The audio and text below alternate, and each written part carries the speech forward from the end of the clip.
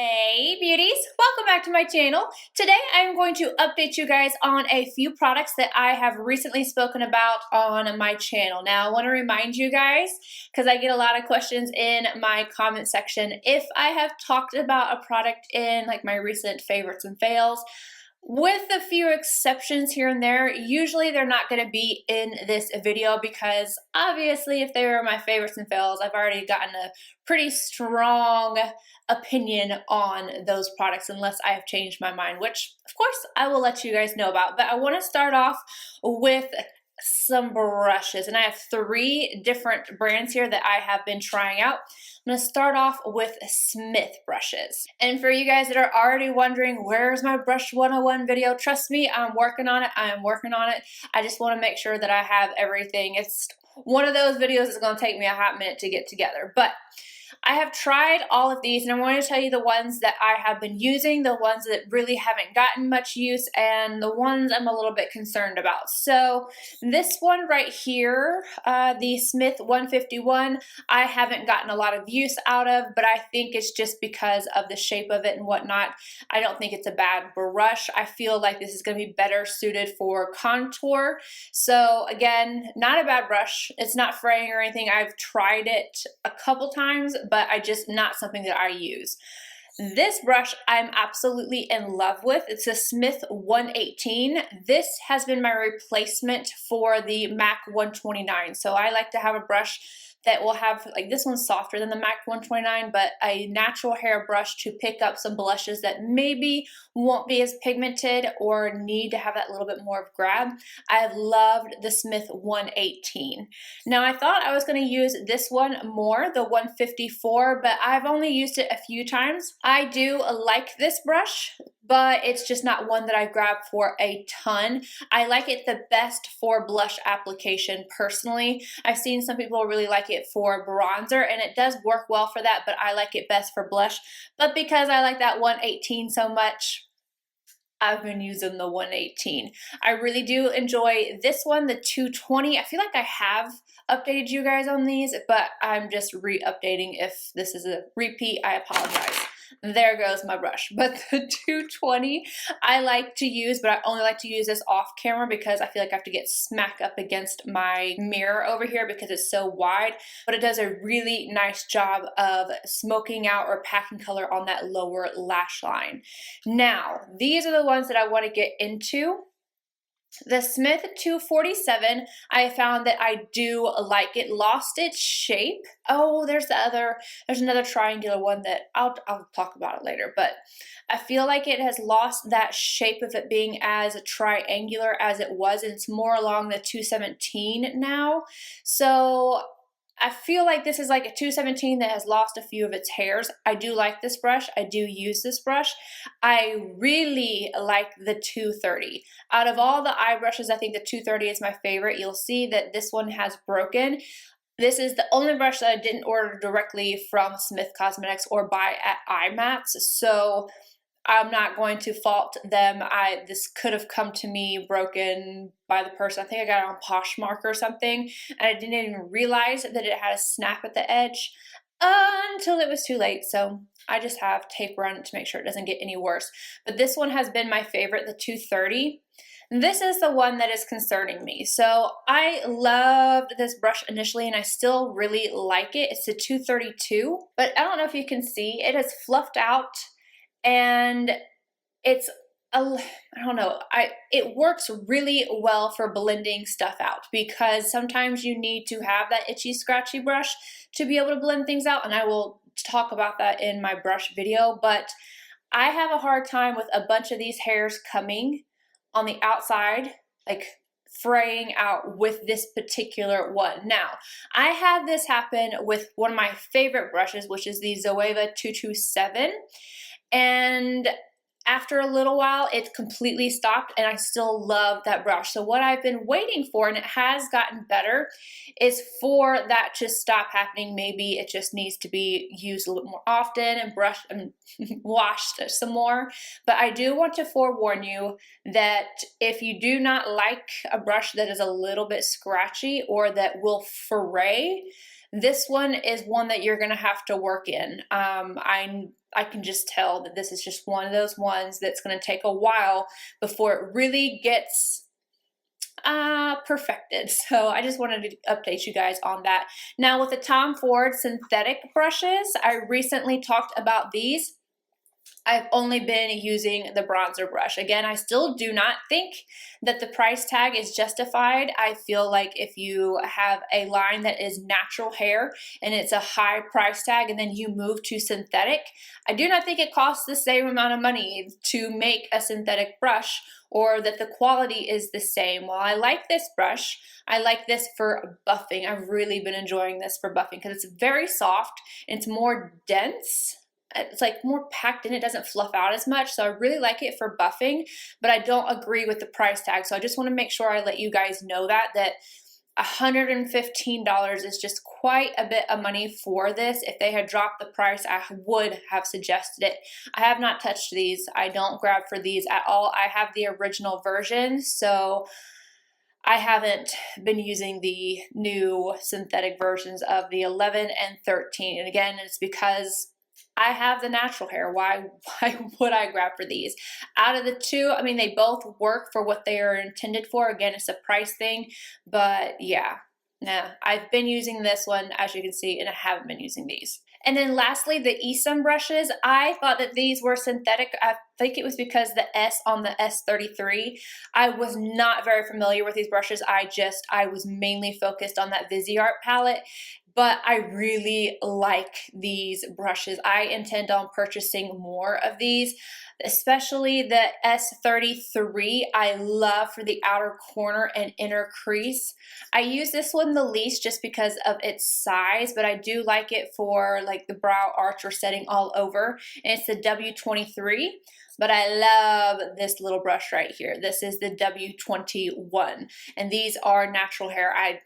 Yeah, I thought they were synthetic and I was corrected. I'm sorry. So these are beautiful. Loving these. Now into some products. So I want to talk about the new Fenty Gloss Bomb. So I love her gloss bombs. I think she could come out with just about any natural color. I don't think I would buy like a red or a purple or anything like that, but this formula of gloss is one of my favorite formulas. I absolutely adore the, what is this one, Diamond Milk and the original. But when it comes to Fussy, what is it? Yeah, Fussy. I don't feel like these are different enough on the lips. Like you definitely can see the difference, but I was hoping for it to be a little bit more pink than what it actually is. So I do grab for the original more than I do the new Fussy. I was really just hoping for just slightly more of an actual pink. I think these are a little bit too close. Still glad to have it in my collection. I don't think it's a dud. I love the formula. I love the way it feels. It looks good on my lips, but it's just a minor little complaint that I wish that she had changed the colors a little bit more. So I really haven't been finding myself grabbing for this particular color. Next up, the TATCHA KISSU Lip Mask. Now I have been loving this. This feels so good on the lips. I just think it feels very lightweight and moisturizing. I don't know which one I like better though, if I like this one or the Camilla Gold Spun Balm. I feel like I'm gonna go ahead and have to open up the one that I bought during the Sephora sale and go back and forth in between them. I feel like maybe the Camilla one is just like slightly more, it's a little, I don't know, because I like to like lather my lips. This one feels a little slightly heavier, and then neither one of them are heavy, and the other one feels more moisturizing with a very, very thin layer. So I don't know. I like them both. I think that they're both amazing, and this one I like that you can wear alone, and it gives you like that natural glossy lip with that slight pink. Like this is almost like the color that I was looking for the Fenty Gloss Bomb to be. Maybe like a little bit darker, but that's just kind of what I was hoping for, and then it didn't happen. The NARS Ignited Palette. Now let me struggle to, this one wasn't so hard to open this time. This is what it looks like. You can see I've gotten a lot of use out of this. I've used this several times this month. I love it. I love these glittery shades. You are going to get fallout, but I just kind of feel like that's a thing with glittery shades. But after using this for a while, I do have one complaint. I wish that the matte shades were a different color. And I think it's because these are so warm. And while some of these are warm, I feel like it would have been nice to see maybe just taking out this shade right here and popping in something a little cooler toned, or maybe even a blue of some sort. That's the only thing I would change about it. This is like one of my favorite colors in here. I just think it's so pretty. I wore this, I had it on during my, was it my Dior Glow foundation review, like during the check-ins you could see I had this on. So I like this, but I have to admit, I like the Glitter Storm palette from Ciate more. And I think their biggest reason is the shades I feel like go together just a little bit better. And this has been in and out of stock on Sephora for a little while now. It's on sale. So I've seen it out of stock, and then I've seen it come back into stock, but it's $30 now, and that's amazing. But you see what I mean? Like the tones of this, like it tends to lean a little bit more purple. I definitely don't think that you need both of the palettes, but I feel like I like the scheme and the colors, especially of the mattes. Like this matte color right here, I feel like would fit in this palette so much better than these. Like just something a little bit off about the mattes. I would change at least this one color, if not taking both of those. Like we don't have to have the matte bone color shade, but if I was gonna pick between, I would go with the Glitter Storm. I have talked about this in my favorites. I have talked about it in comparisons to other foundations, and I'm just gonna have to tell you guys again that I'm still absolutely in love. Like I am all the way down here. Like that's where my foundation is. So I am going to have to go ahead and order another one of these. This foundation, it's what I have on right now. I just love it so much. I'm not going to go into it too much because I keep talking about this, but it's like the perfect, not matte, not dewy, satin, but glowy foundation that I think will work for just about anybody. I just flippin' love it. I don't know why I keep getting asked about it, because I keep talking about it. Like I have been talking you guys to death about this foundation. I love it so much. But that brings me into two Dior foundations that I took back. So I'm just gonna insert the pictures. The two new Forever foundations. One is the 24 like Perfection, I don't remember the full on name, but it's a new Forever foundation. The matte one lasted really well. I didn't really have anything negative to say about it other than it's a matte foundation, and you know, I would probably get more wear out of it during the summertime. I liked the matte way more than the glowy. I had intentions to take the glowy one back because I didn't like how heavy it felt on my skin, but I was keeping the matte version because I felt like it looked perfected on my skin. It made everything look very smooth. It lasted a really long time, so I wanted to try it out during the summer. Now, the glowy version just felt heavy. You're gonna have to check out my videos on both of them, but it did last. So they both lasted. This is the problem though. I wore those back to back.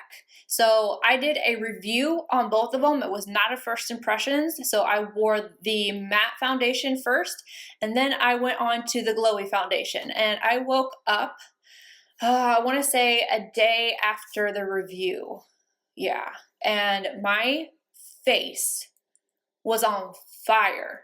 Not like I didn't feel it immediately. I felt kind of tight, but when I went to wash my face, it hurt to wash my face.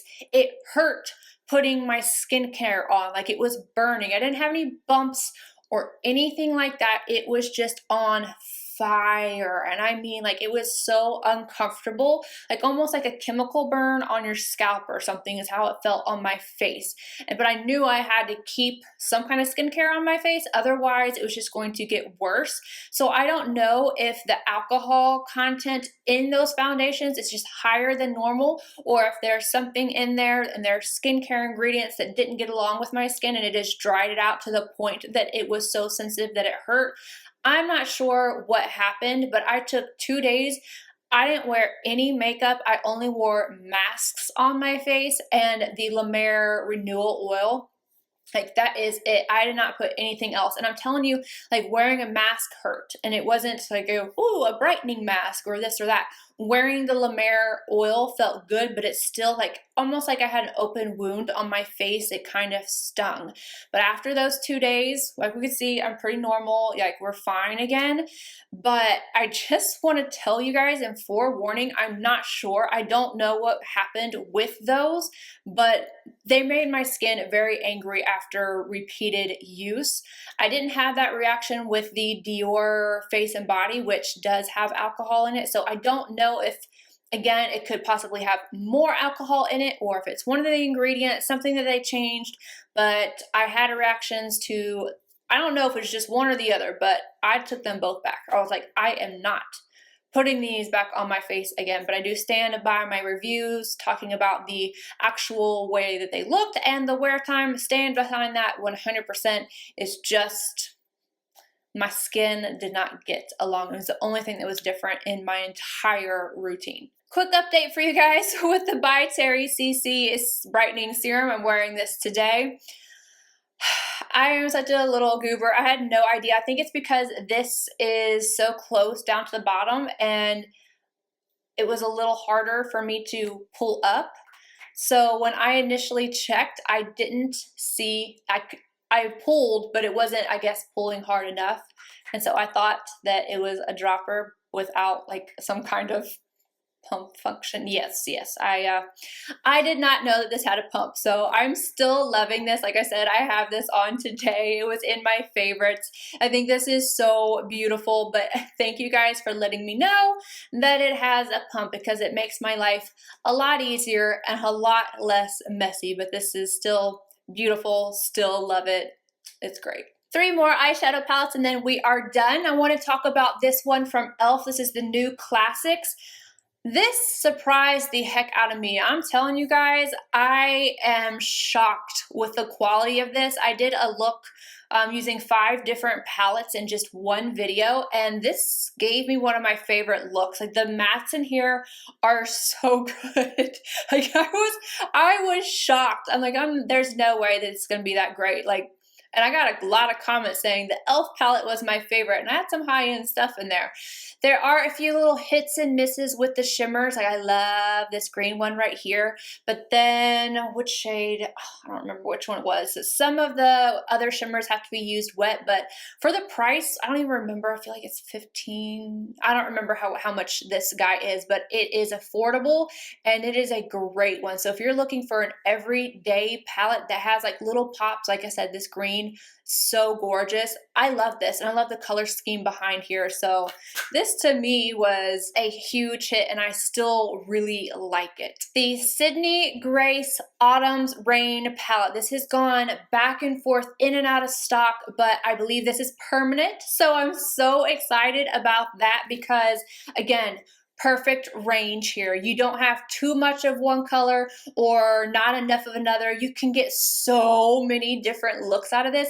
And if you're trying to find something that is high quality without the price tag, this is it. I do have a code. It's not an affiliate code. I make 0 money off of it. It's Puffin's Wife 15, and you save 15%. I love this palette. I highly recommend it, and I highly recommend all of her singles as well. This palette kind of leads me into the other one that I haven't used again.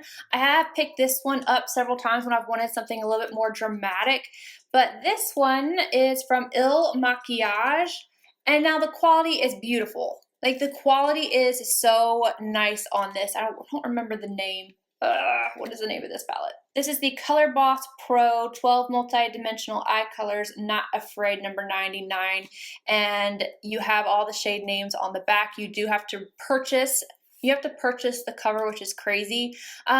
Quality is great, but I feel like I have these colors in Sydney Grace, not only in this palette, like you can see there's some of the same kind of shades in this one, but like, this is $100. This is half the price, and then also a discount on top of it.